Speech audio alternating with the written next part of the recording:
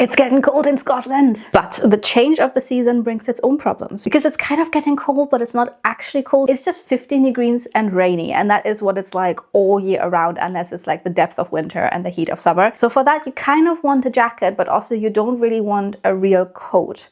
So my issue is I have a lot of coats and I have a lot of cardigans, but I don't really have anything in between. And when I lived in Germany, we used to make fun of people who had something called Übergangsjacke. It basically means a jacket for the change of seasons, which makes total sense to have in Scotland because it's always the change of seasons. I feel like now is the perfect time to become the person that I used to always make fun of and make myself a change of the season jacket. So I was talking about this in my previous video already because I have been wearing a lot of black over the past months because I am an elder emo, what can I say? So I want to make myself a jacket that I can wear with black, but one that kind of ticks all the boxes when it comes to Scottish weather. So we're talking about having a hood, being kind of like a windshield without actually being overly warm, and being kind of cozy and cute. So that is what I want from it. And because most of my jackets are kind of Victorian-ish inspired almost, like I've got this Emmy design riding jacket that I absolutely adore,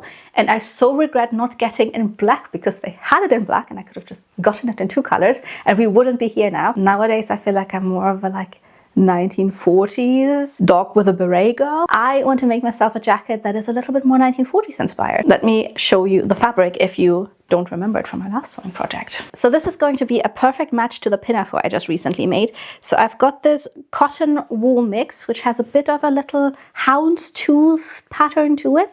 So it has some texture, but without being overly textured, so I can still wear it with my tartan skirts and things that might get overwhelming if I also have a tartan jacket. But because we cannot go far without tartan, I have a lining, I think it was Fraser tartan. So this is quite a soft polyester, which I normally wouldn't reach for, but I have actually really liked working with this. I used this for my Outlander trousers and the lining of the pinafore, so this just seems to be a perfect match together. So that's what I will be making the jacket from. So I have a pattern that I have already cut out and I will be making a mock-up for, which is why this video is going to take 2 weeks, because I am not making a jacket without a mock-up. It's a pattern from Mrs. Depew and it's the number 3079.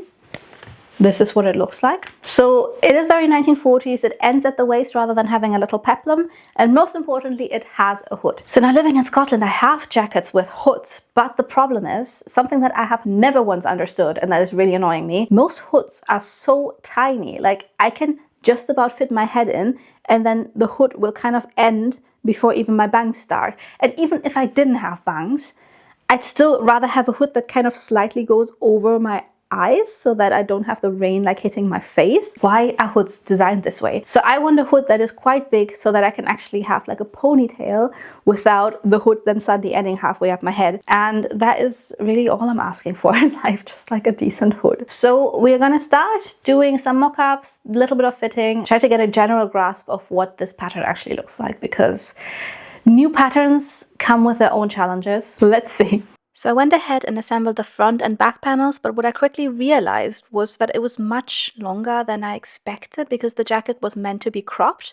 So to get it to this point, I actually had to chop quite a bit off and then assembled everything, but it felt like the sleeves were too big and generally everything was a little bit too big. The shoulders were hanging off where my shoulder was, and everything just needed to be sized down even more than I already had.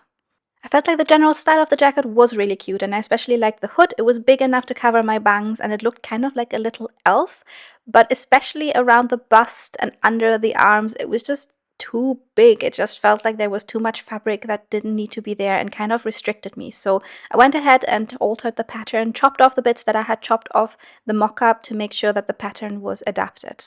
And that is our mock-up made. So generally speaking, I'm not overly happy with how this looks, but it gave me a general idea of what things I need to actually change on the pattern to make sure it will fit properly when I sew it together, and what things can actually be altered as we're sewing. So for example, the shoulders are way too wide. This is something I always talk about. I've got tiny shoulders, and that means that the way this sits currently, kind of the puff sleeve, rather than coming out straight out of my shoulder, sits off my shoulder and hangs off, and that just looks ridiculous. So I took about 1 inch off the shoulder and moved all of this in so that when we put the sleeve in, this will actually sit on my shoulder. And of course, I've altered the entire length of it, which I was just really confused by. I don't actually know. I mean, I saw people on Etsy posting reviews of their garments, so it looks fine on them. So I'm not really sure if I'm just misunderstanding something in the pattern. But generally speaking, I think this is nice. I did actually make the hood a little bit bigger. I did also make the sleeves a little bit tighter. But I don't think I need to make another mock-up because most of this will just need fitting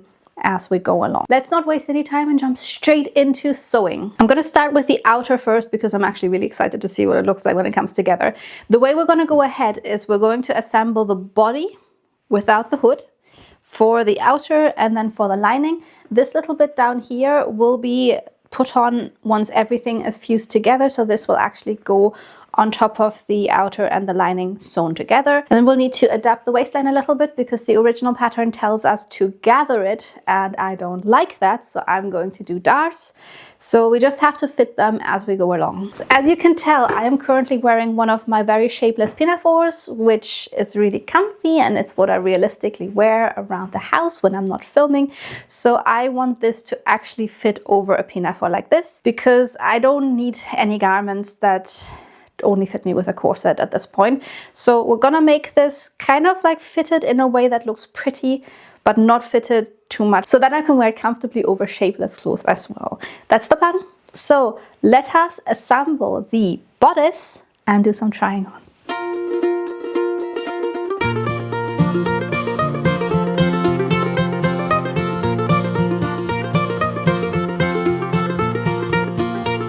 I started out by fitting the darts, and I realized even though I had already chopped quite a bit off the pattern, I still needed to chop probably about 1 inch of every single side seam to make it fit like this. Also a little bit annoying, there was some gaping around the arm's eyes, so I had to add another dart here, even though there was already a dart in the side seam and a dart coming up from the waist.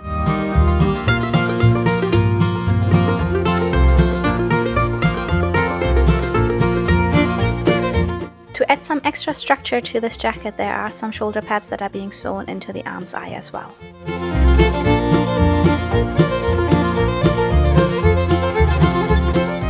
And with that, we have the outer finish, and I'm actually so happy with how this is sitting. I feel like it is quite loose, while also being tight on the body, so I can move my arms very freely. But it is tight around here, so that's what I wanted, but without being like so tight that I'm struggling to close it, so yay. Normally when I make jackets, I would interline the outer with calico cotton. I think that's the right word for it. So I would use a piece of calico cotton and a piece of outer and basically treat them as one piece of fabric as I'm sewing the outer together, because that gives us a little bit more strength and warmth. But obviously we are making a change of the season jacket, so that's not what we want. We want it to be quite thin and movable, and that is what's happening here. So obviously it will get a little bit stiffer once the lining is attached to it, but hopefully not much, because I do quite like how movable this is. Movable, is that the right word? It's flexible. I'm just a little bit unsure about the waistline, because I feel like to sit nicely, it could do with being a little bit smaller. I don't want to go too small, but also I want it to look really pretty. And it is a little bit straight cut currently, but I guess that is just what my body is like without a corset. But generally speaking, I'm really happy. I also really like what these little shoulder pads are doing. So it's just straightening out the silhouette a little bit more. And the sleeves are currently just rolled in, so they're actually much longer. And then will get turned inward with the lining and then hand sewn in to make sure that the lining doesn't poke out, because this is something I have done with my earlier jackets that I regret greatly. So I didn't have any facing to the sleeve, which meant that the lining was actually ending right at the edge here and would just naturally come out a little bit, and that would look silly. So we're not doing that anymore. With the outer done now, that means all of the changes I've made now have to be transferred to the lining, and I just have to assemble the entire thing as this is again. But also I started reading The Second Death of Locke, and I'm 70 pages in, and I'm already telling you about it because I'm so excited about it. I feel like I've read so many books that weren't bad, but they just weren't knocking the socks off, if that makes sense. So I feel like if I read a book that I'm really enjoying, I need to shout it out there and tell you all about it. So it's a really interesting world because the magic system is quite unique, where you've got a mage who can perform magic, but he doesn't actually have the power to do magic himself. Like he can do the magic, but he needs to take the power from somewhere else, and they're called wells. So this is like a second person that they're matched up with, and the second person holds the magic, and the mage is the person who can perform the magic. So it's really interesting. And it's about a mage called Keir. So he is matched up with our main character, Gray, and they're talking about how in this world the magic comes from the Isle of Loch, but the island was destroyed about 20 years ago and no one really knows what happened. And so it's got a little bit of like a lost civilization trope, even though not quite in the past that it makes it history. But I'm so hooked, and the yearning, my friends, the yearning started from page 1. Like I'm not normally a big fan of the whole childhood crush trope. Like I'm thinking Mal from Shadow and Bone is like, I'm not there for this. But in this case, like we learn that Keir and Gray have been really, really close since childhood, and they're so comfortable together, and they're like living together, and the way they are together, like their dynamic is so nice. But she is like yearning after him from page 1, and I feel like I'm just like so engaged already. So I'm just telling you about it. It might turn out to be a bad book in the end, but the beginning, the first 70 pages have sold me so very much. So well, worth mentioning. I will keep you updated in my next video, or maybe in the reveal whether the book lived up to it. So excited to have found a good book. It's been very long. Do my sewing and hopefully race through this so I can get back to reading tonight before Jack comes home, because yesterday he was meant to do a late day and I thought I'd have 2 hours to read, and then he came home early and I was like, I love you, husband, but no, I want to read my book. So let's do sewing.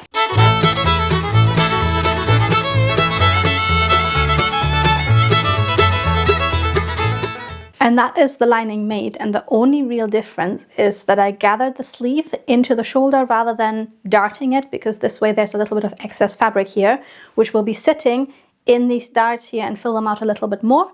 But I'm also thinking this is super cute, and I know that the fabric is a little bit too lightweight to be the outer, but making a jacket like this from a tartan fabric would look super cute as well. So now with the hood, I actually didn't line it in this fabric, mainly because I didn't have enough. So I had quite a bit of the wool left, just not a lot of the lining. So I just made the bodice itself. So we're gonna make the hood, and we're going to attach the facing, which is basically just a chunk of the front of the bodice and the neckline of the back of the bodice. And then these are just being pinned onto the lining and top stitched on to make sure everything stays in place before everything is then treated as one layer of fabric and sewn together.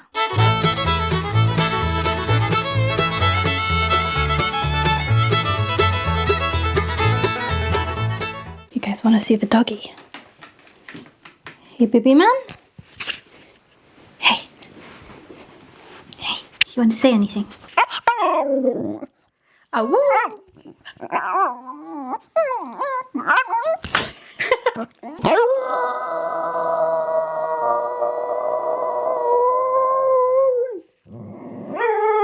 Okay, let's do that then. Let's do a treat before I continue. So I am back, and I actually realized as I was telling you guys that I was making the hood and the lining to then fuse everything, we are forgetting a crucial step here, because the illustration of this pattern has a pocket on top of the bust. So I want to do that as well. I cut them out already, and I want to put them right here. But the thing is, I have tried making a military style coat before, and with that one, a pocket up here, it just didn't work on me.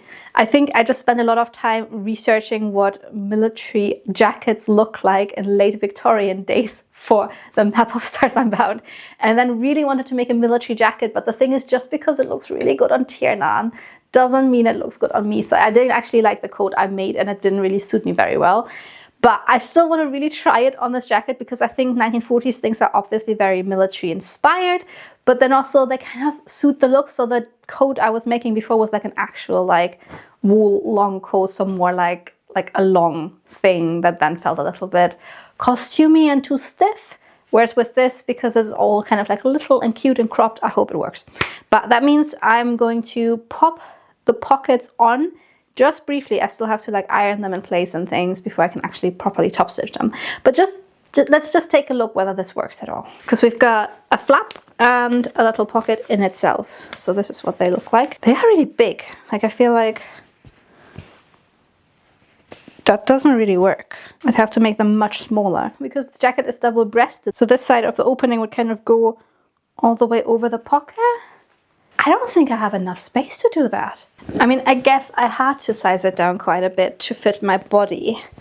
Like quite a bit more than just going down one size. So maybe by doing that, it is now too small to fit the pocket, but I just don't understand. I just want to see up here because as you can tell, if I put, no, you actually can't because it's really dark, but this is the size of the pocket. So I'll just hold my fingers to the side. And if I gave it like a little bit of space between the arm seam and the pocket, then there's like a good 1.5 inch overlap with the actual overlap for the closure. So I'd have to make the tiniest little pocket here, which I don't think would actually look right. So pockets of this size would probably fit, but I don't think I'm going to commit just now because I think if I manage to like fuse everything together and I see how much space there actually is, I might prepare the pocket and like completely top stitch it and then hand sew it on rather than like properly top stitching it onto the fabric, because then I can place the pockets once the entire garment is actually assembled if I still feel like I want to, because I just feel like it's now too much of a gamble because I don't know how tight it will be and how far I can actually close it. And then it might be that I make the tiniest pocket that doesn't need to be quite so tiny, or I make a bigger pocket and then can't close the jacket properly because it suddenly starts closing onto the pocket. So I'll just postpone this. I'll keep these aside so I don't throw them away by accident. I'll just actually fuse everything the way I originally thought before I remembered I had to do the pockets. I'll just continue the way I had planned that. So as I am lining up my lining with the outer here, I am actually watching My Brilliant Career because I know you guys are always interested in what I'm watching while I'm sewing. Generally speaking, it wasn't amazing, but it was very entertaining. But guys, anyone who's watched this, what was that ending? It was not what I expected, and I quite enjoyed everything, but I wish the last episode just hadn't happened. So I have fused the inner and the outer and the hood. Let me show you the hood, even though it will ruin my hair even more. But the way this is sitting, I have a good rain shield for my bangs, and this is really all I wanted. Like, honestly, it can't be this difficult to just make a hood that is big enough that bangs don't get wet. So I'm really happy about this. And it's looking cute so far. So the next thing that needs to happen is all of these edges need to be ironed, because then I can top stitch them all down to make sure that everything stays in place, including the hood. And I was actually really worried about the whole stitching the hood on and the stitch that I will be doing after this, because with my Outlander code, there's a cat. It's a cat. But with my Outlander code, my sewing machine could not do that stitch. So I had to hand sew it, and that is not a secure stitch.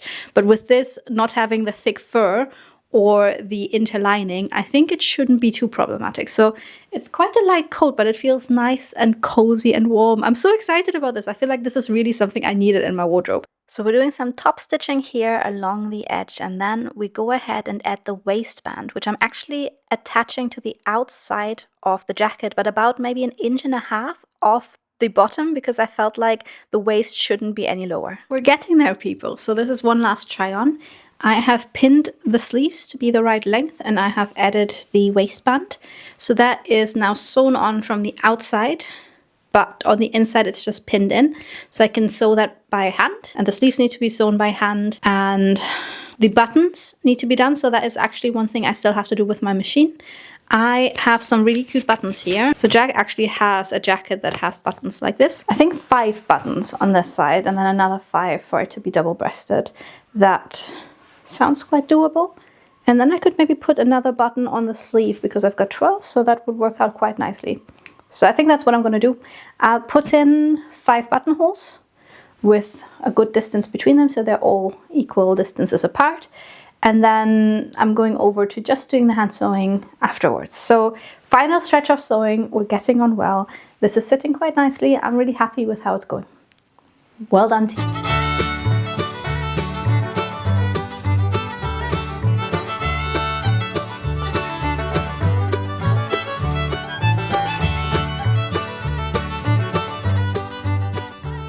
We are finished. So that brings us to the end of the sewing part of this video. And I am going to put this on for the pre-autumn days we have in Scotland that are a little bit too windy to just wear a cardigan.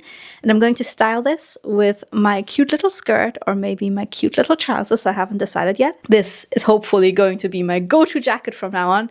I'm very excited and I can't wait to show it to you all. So with that, I think I'm going to start cleaning up a little bit and read The Second Death of Locke. I've been genuinely so excited for this. So I will stop talking to you guys, I'll do my reading, and I will jump straight into the reveal.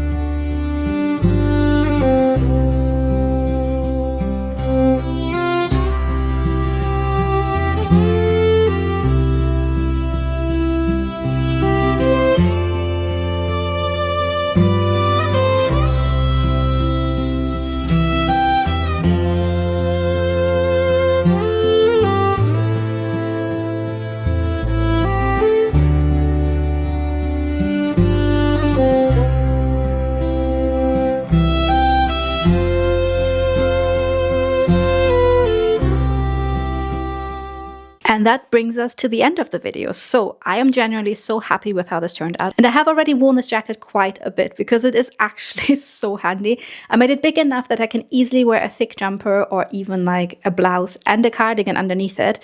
So I see this being a good possibility even further into the cold months because I can layer up quite nicely. And in Scotland, you never really need a super thick jacket. It's always a little bit better to just have multiple layers and then take some off depending on where you are, because I feel like inside Scotland's houses, it's often really cold, so you might even want to wear a jacket inside. But buses and trains, hear me out, they are just too hot. So it is nice to kind of be able to just layer up and take off some things as you need. And the hood, especially it being a little bit too big,